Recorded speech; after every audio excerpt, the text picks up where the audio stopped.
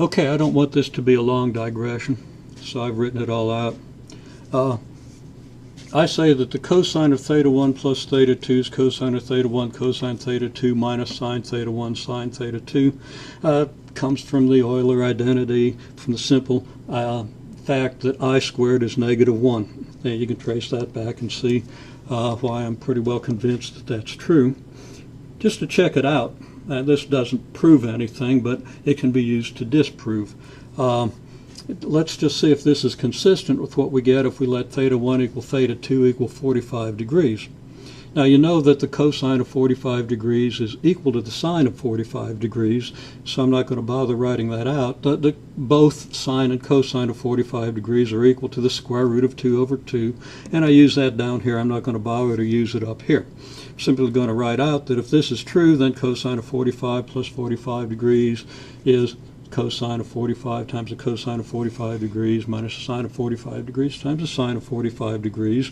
And since the cosine of 45 degrees and the sine of 45 degrees are the same, this term and this term are equal, and their difference is 0, which tells us then that the cosine of 90 degrees should be 0, and it is. If we go to the circular definition of the cosine, where we have the x-axis here and the y-axis here on the unit circle, the cosine being the x-coordinate of the point on the unit circle corresponds to angle theta. If theta comes around here to 90 degrees, the x-coordinate is 0. The cosine is certainly 0. Cosine of 0 degrees is 1. Cosine of 90 degrees is 0. Cosine of 180 degrees is negative 1. Cosine of 270 degrees is again 0. And the cosine of 360 degrees is back to 1. All this stuff that you really have to know second nature without having to Google it or anything.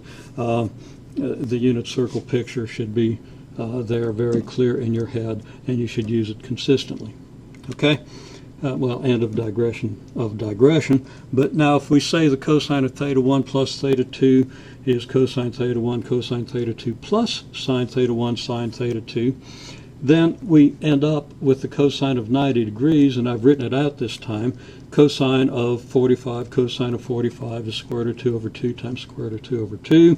Sine of 45 times the sine of 45 is the same thing. If we multiply the square root of 2 over 2 by itself, if we square it, in other words, we get 1/2. And 1/2 plus 1/2 equals 1. That would tell us the cosine of 90 degrees is 1, and it ain't. So I reject this and say that this is true, and that should validate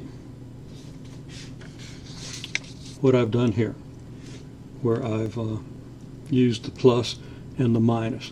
Now, doesn't discount the possibility that I've done something really ignorant, but if I have, you can have a good laugh and understand how somebody who does know a few things can do something really ignorant. Okay?